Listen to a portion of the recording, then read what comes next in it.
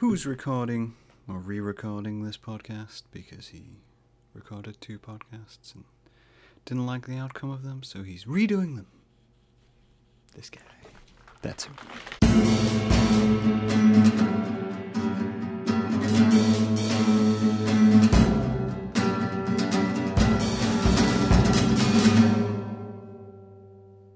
What's up, kids? How are you doing today? I'm doing quite well. As I mentioned in the intro, this is the second time around I've recorded this podcast. I've been on the ring or the ropes. I've been on the ropes. No, maybe on the ropes. I don't know. Been in the ring. I've done this before. Is what I'm trying to say. I've thought about it, and then I did it, and then I exported it, and I put it into the software and whatnot, and I didn't even listen to it again.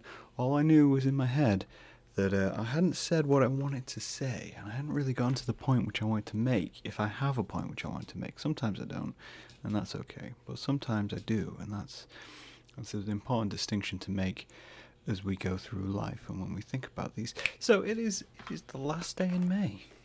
It's the 31st of May right now, and I am fresh off the back of having been streaming for 204 days. It's been a while, suffice to say. So, I if you didn't know, if you haven't kept up with the things I've been doing daily streams for 204 days. I recently brought that to a finish. Season 2 of the lockdown streams. The reason that we did those streams is quite simple, quite straightforward, was to escape the mentality of lockdown, to give myself a space to breathe, to, get out of my own head and help other people get out of their heads. Give people permission to chill was essentially it. Because some people do need permission to chill. They forget. They sit there and go, no, it's not okay for me to rest. It's not okay for me to do these things. And I said, well, no, every single day there's going to be a space you can go where you can get a little bit of freedom. You can get a little bit of freedom to chill. I think the only directions I really ever gave were to sit down and have a drink. I didn't even specify what drink, so everybody could have been wasted on these streams. I was never wasted on a stream. Even on the Valentine's stream, where I played a pigeon dating sim, I wasn't wasted. I'd had half a bottle of wine, but I was fine. I was just a little bit warm by the end of that stream. It was a long stream, that, point-and-click adventure where you have to read all the narrative. It was perhaps not my finest moment, but at the same time, I'm not too worried about it. But I've thought, in the space of this time, we're going to end up with an obligatory reflection on all of that, and that's what this podcast is. It's the obligatory reflection on what happens when you stream for 200 days in a row, and what that brings out of you, and how we learn, and what we did, and all these kinds of things. I was semi-discussing this in the final episode, which was yesterday, but I wanted to break it down in more direct fashion of the things which it has taught me and the things which it has shown me in the world, because it's done both. It's taught me some things, it's shown me some things. It's surprised me in many ways, which I didn't think it would. One way to say it would surprise me actually how long it went for, but that's more of my personal issues than anything else. So let's say, as I say, we created the stream for lockdown. We created it with that intention. So the reason we brought it to an end was because we were looking at it from a point of view, well, people, as soon as people can go meet their friends in their friends' houses, to me, that's the end of lockdown. I don't care about commerce, economy, and all that kind of jazz. As people, as a society, the need to be able to communicate and commune with people is extremely high. So as soon as you can do that in someone else's house, that's fine. That's the hunter-gatherer in me. It's going, no, you need to be able to sit around a fire in someone's living room.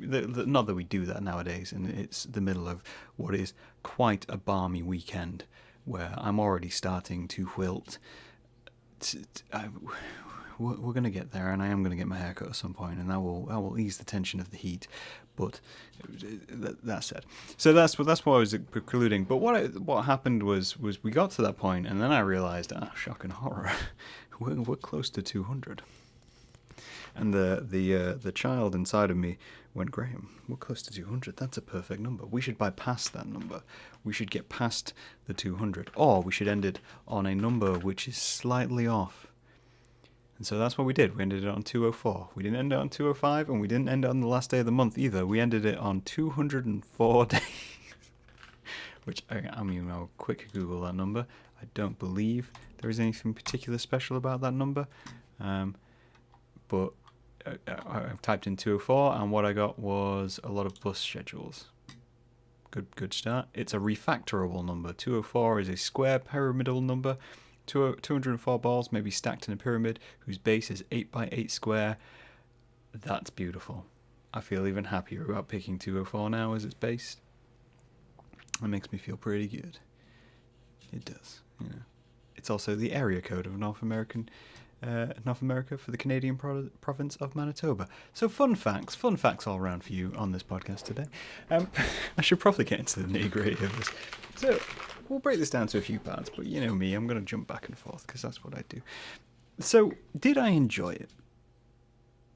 That's probably the first question, right? That's probably the most reasonable question of doing something like this. And I think I think from that sense, people look at it in the same way like a marathon, or when you do something with charity, or you do something long term, or like when you attempt another challenge. You attempt a challenge for Inktober, or what is it, Dry January, or anything like that. Anything where you set yourself a time frame and say to yourself, yes, this is what I'm going to do for these days. But at the same sense, this wasn't actually a challenge to me, which I set. It was just something I felt like needed doing. It wasn't, I wasn't thinking in my head, we need to go for 200 days. I need to stream for 200 days. I need to stream for all of this, because I had no end date. I had no date at the end of it to say, hey, this is when this is going to stop. So really, all I'd actually said to myself was, people need a space, and I think I can provide a space. So I saw it more as like a public service, like PBS. You keep turning up, and I'll keep going. And that was essentially the premise of it. And I think that's what made it so easy on myself, was there was no obligation to me. All the obligation I had was that I just want to provide people with space. People may not even need this space, but I'm still going to do it anyway. I'm still going to get up every day and fit in. Which brings me to my second point. If you're a person who were thinking of doing something like this, there's a few rules on how to do this. A few things which will help you out. And they're the same things which I said when I think I discussed Inktober and how to approach Inktober. Or maybe I put a tweet up about it. But there's a few ways which you can help yourself when you decide to do something daily, right? So if you decide to do something daily, one, make it something which you can actually fit in. Make it something which you can fit into your life. So, for instance, daily streaming. It may seem like a big thing. It may seem like a lot of setup. It may seem complex. I made it more complex as I went along. Season 1, which we did at the start of 2020, taught me what I could get away with. And then when I came to Season 2, I escalated that, because that's the kind of person I am. I can't keep things simple for myself. But it was something I could fit in, because the things which I did on stream were never specific either. I never put it down to a line of saying, hey, I'm going to draw every day, or I'm going to talk every day, and I'm going to do this every day. I'm going to sing every day. I'm going to practice every day. I didn't do that to myself, because I knew putting such a minute, acute view on it, nice little rhyme there, I got a hair in my mouth, what is going on here, I would be able to flex it. So if I wanted to just go for a walk one day, I could go for a walk one day. All I had to do was make sure that I streamed it. So really what I actually did was I lived my life through lockdown, and then I just inserted other people into it. I inserted a camera into it and said, hey, this is now this, and this is the benefit of keeping it under my control. And the same with doing the podcast. Like I said at the very beginning of this is the second time I recorded this. That's the benefit of the projects I do, is that I keep them under my realm as an independent. It's why I get very uncomfortable working with other people. It's because you end up in a situation where their reliance on you affects the project, whereas this is all under my realm. This is culture of concrete. There's no way around it. This is just the way we do things here, as it were. This is how things happen here when we come to the altar of concrete. That brings us nicely onto other points. But we let's say that that was as simple as I could make it. And I made it real simple in my desk setup as well. I didn't have a desk setup which I had to take up, take down every day. I fit it into my working desk. I did it on my phone at times. I did it on my iPad. I had a camera, and then I bought a spare camera because I felt like a 2-camera setup would work better. And I made it real simple. So literally all I ever had to do was sit down on my computer, which I was going to be there anyway most days, and turn on the camera, and away we go. So that's my advice. Keep it simple, keep the setup simple, make it flexible to your life, and do something which you can fit in.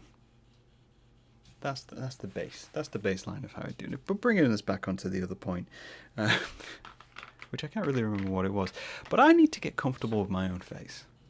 Right? This is something which genuinely, I know it anyway, and I'm trying to get better at taking compliments, and I've mentioned this a few times on podcasts and a few times on streams. It's just I need to get better at taking compliments and respecting that part of people's interaction with me. It's something I very much struggle with. It's insecurity. That's all it is. It's just flat out insecurity, self-denial. It's from years of being bullied and mistreated, and then being solo for quite a while. It seeps in. It gets into your mind. So when I was on stream and people would pay me compliments, I was trying to get better at that. But what I need to do is get comfortable with my own face. And this may seem shocking from a person who puts out a podcast every week, right? To say I'm not comfortable with looking at myself or being on myself. But something which really triggered me, or triggered like a thought in my head, was I'm way more comfortable with people watching a video of me than I am of people seeing a photograph of me. And I think there is a permanence to a photograph which I can't change. Whereas with video, I can do something to throw you off, play with my hair, throw my hands around, these kinds of things. There are always going to be ways to distract and ways to manipulate the situation into a more positive light. And I can also adjust as we go along. So if I see something where I'm like, oh, well, my shirt's not looking quite right, I can just fluff that out and change that up. Or maybe I'm showing more chest than I mean to. It just seems like a more organic way to interact with me. So I feel like the person viewing it is getting a more rounded view. Whereas a photograph of me is still something I struggle to take. It's something which I really struggle to take. I can take a still frame from a video at any one point, which, by the way, separates me from other YouTubers, because other YouTubers do really over-the-top dramatic, absolutely chaotic thumbnails, and mine look kind of like theirs, but all of mine are directly from the video because I just talk like a ridiculous person. Deal with it. So, yeah, I need to get more comfortable with that. I think that's something which the stream taught me, and I'm going to try and do. I really am. I'm gonna try and break that down and maybe post a few more comfortable photographs of myself, or take photographs of myself more often. I don't know. We'll see how that kind of plays out. But what else did I learn from this stream? Let's get more into it. Well, one thing I did surprise me actually was the audience interaction. So, I will be the first to admit, and I think I said this multiple times during the stream, is that I don't think of myself as a streamer yet. I didn't through the daily streams either, right? And the reason for this is quite pretentious, but also not. So I'm going to explain it. I'm just formulating it in my head so it comes out correct and I don't insult anybody. So when somebody streams, whether it be gaming, painting, music, whatever you stream, there's usually a purpose, right? There's usually a purpose. There's a product to sell. There is an idea to sell. So you come out of the gate and you go, right, I'm watching a music stream.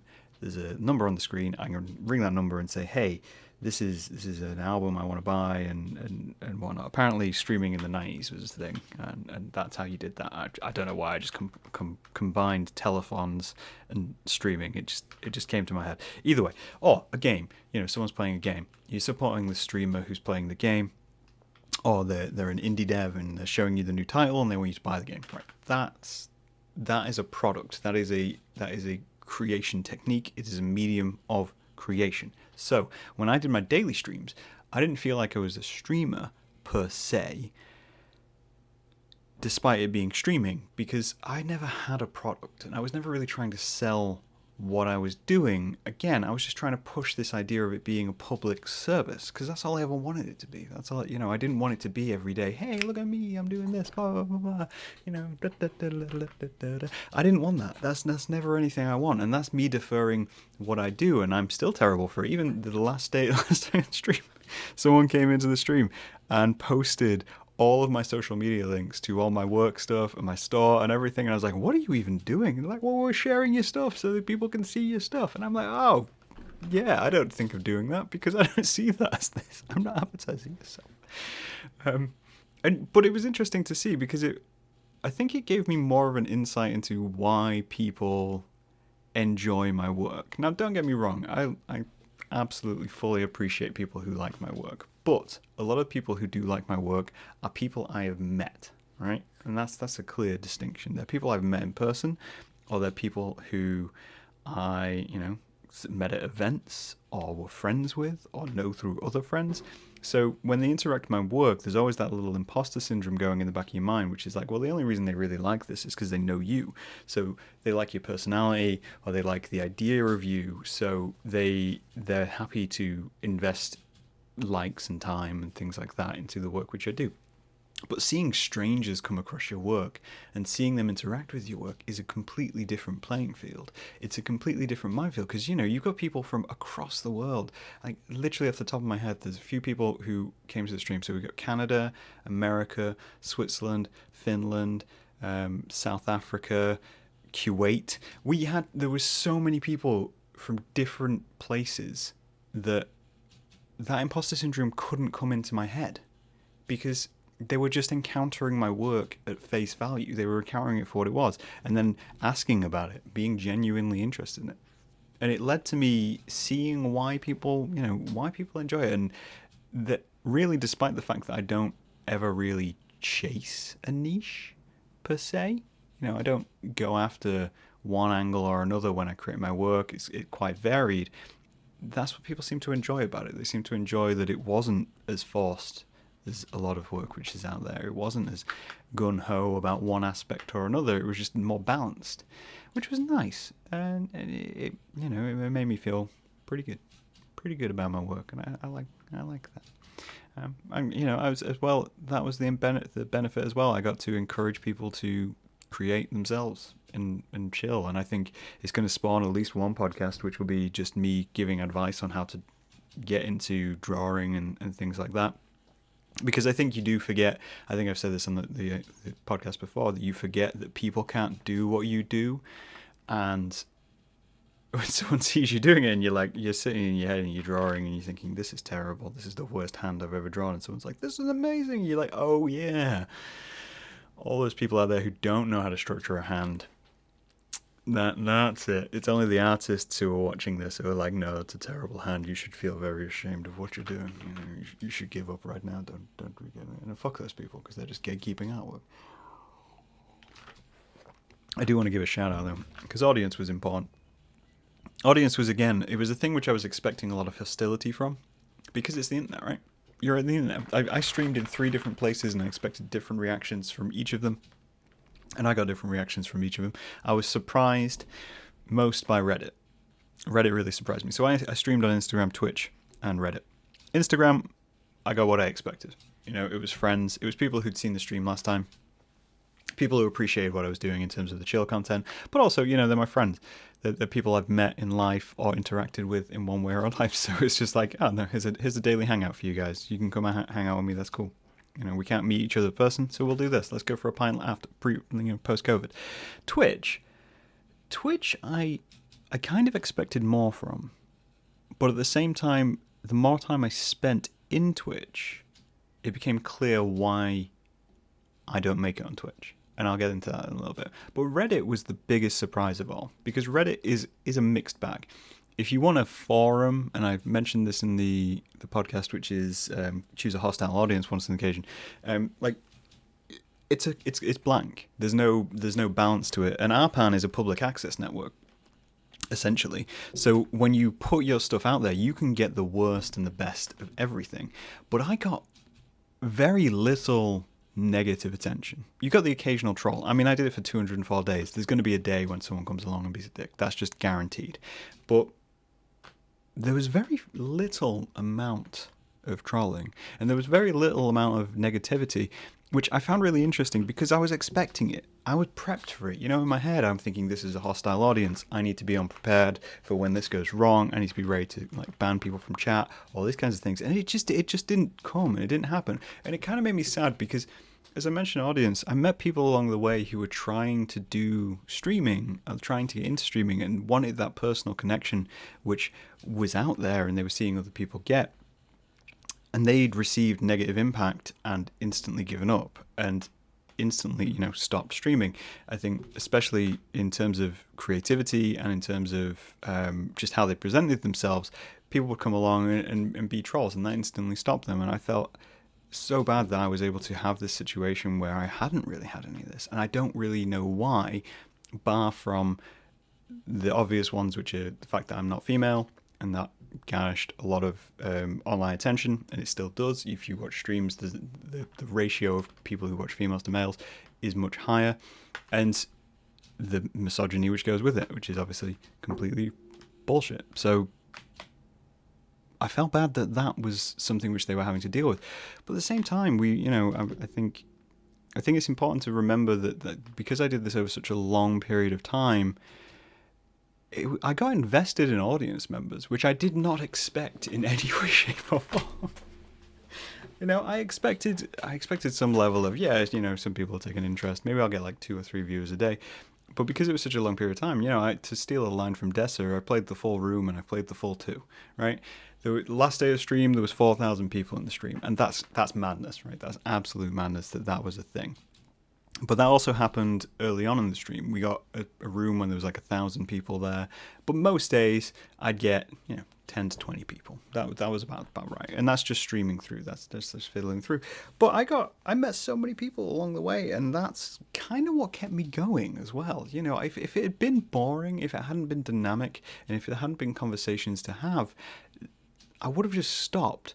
But then it makes me sad because there are people who I met along the way who are still completely anonymous to me. And that's the beauty of the internet, but it's also the sadness of the internet because I have no idea what happened to them. And all I can do is kind of put in this podcast and say that if they do watch and they are still out there lurking, of just saying, I hope you're safe, I hope you're well, and, look after yourselves. But I fully appreciate that people are dealing with their own situations, but I fully didn't expect that level of interest in my own audience, I guess.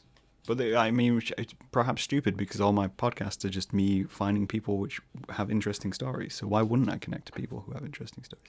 Graham, you're ridiculous. You just completely contradict yourself. But it reminded me of there's a documentary, I think it's called the Rainman Twins, about a couple of twins with eidetic memories, and they really got into Dick Clark, the American TV host, and they had an obsession with him, and they knew every aspect of his life.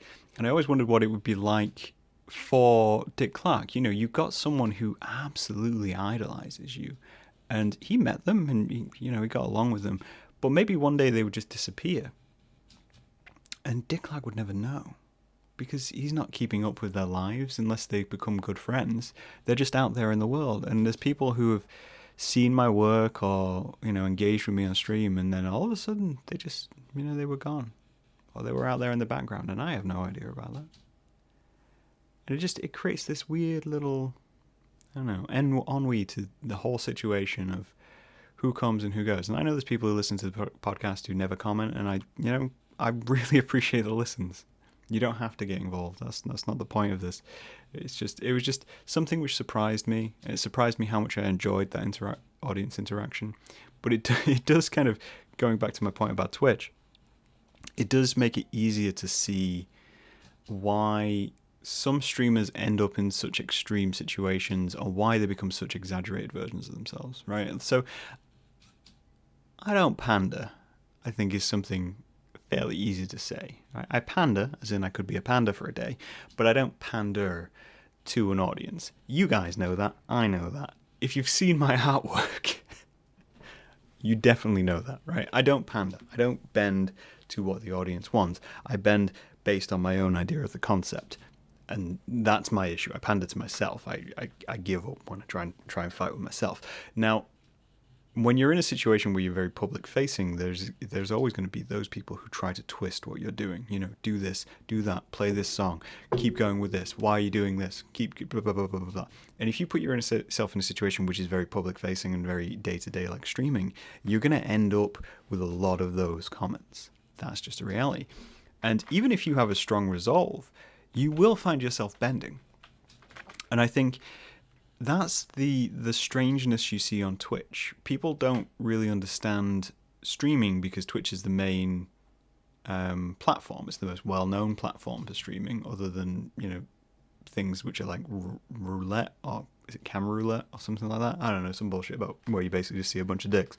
But it's the main platform. It's a gaming platform. It's straight up a gaming platform. But when you see artists on it, you see a lot of artists who are only drawing one type of thing, and you see a lot of artists who are only presenting themselves in one way or another, exaggerated versions of themselves, over animating themselves, explicit or contrasting, you know, color palettes and costumes and all these kinds of things. And you wonder, you kind of sit and you go, right, are these people completely attention seeking, or have they been corrupted in some way? And you can, I think from being on this side of it, I've gotten an appreciation for the fact that, yeah, you know, some of these people may be just completely sycophantic. They may just be going, right, that person over there does this and they get a lot of attention, so I'm going to do exactly that.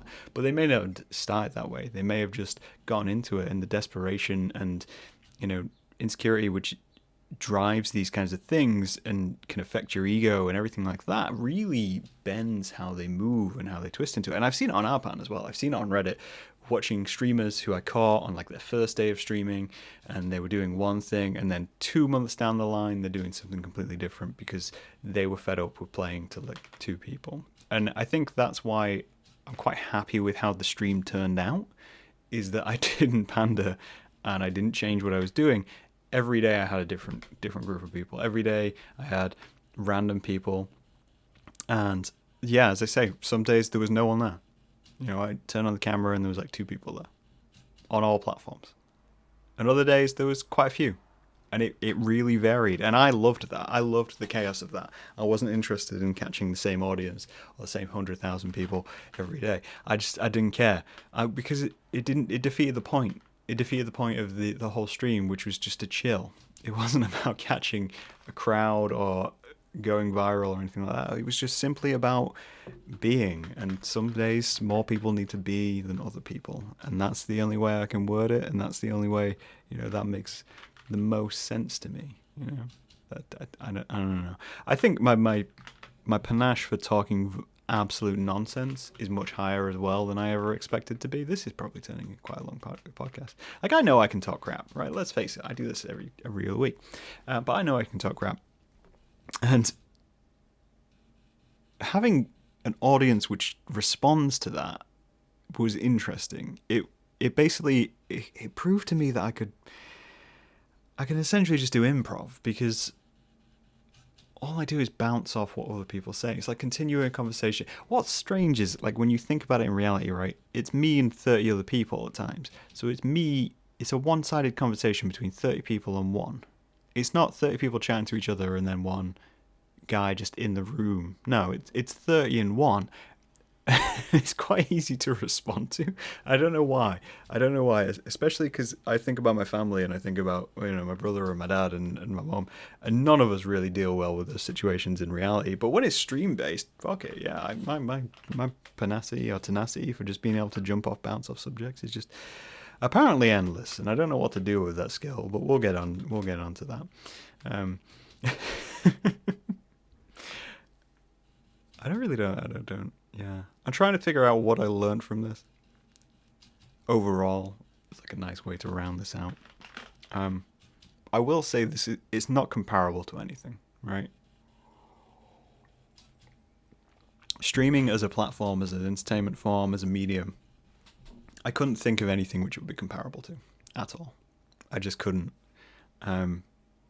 It's not even like live TV, because live TV is a snapshot. I'm just going to briefly stop the camera and then restart the camera. One sec. Yeah, live TV is like a snapshot. It's like one event. It's planned. There's lots of things which can happen, but it's like one day. That's kind of thing. Streaming is in it's such I don't know. It's such a niche. It's such a modern niche. The closest thing I can compare it to is like breakfast TV, right? It's breakfast TV, and I don't watch a lot of streams either. This is the other crazy thing. This is like me with the podcast. I don't listen to a lot of podcasts, guys. That's just a fact, and I'm sorry if you meet me and you're like, oh hey, you should listen to my podcast, and I'm like, no, because I don't listen to a lot of podcasts. I just don't. I'm not. I don't know why. There's ones which I do listen to on occasion, but I'm just not that kind of person. Same with streaming. I'm not. I don't sit there and watch streaming, but I think it gave me an appreciation for why people do. Like I knew people watch them because they're entertaining. The personalities are entertaining. Perhaps they're interested in the game or the competition side of it, and all these kinds of things. But the way I describe it is it's very similar to breakfast TV. And I got thinking about this when I was thinking about Rhett and Link earlier. So Rhett and Link, if you don't know, YouTube personalities, they do a show called Good Mythical Morning. And Good Mythical Morning is a diverse show where they basically do something new every day, and they, it's all set up, it's scripted, it has a studio and all these kinds of things, and occasionally they do different little adventures and all these kinds of tricks.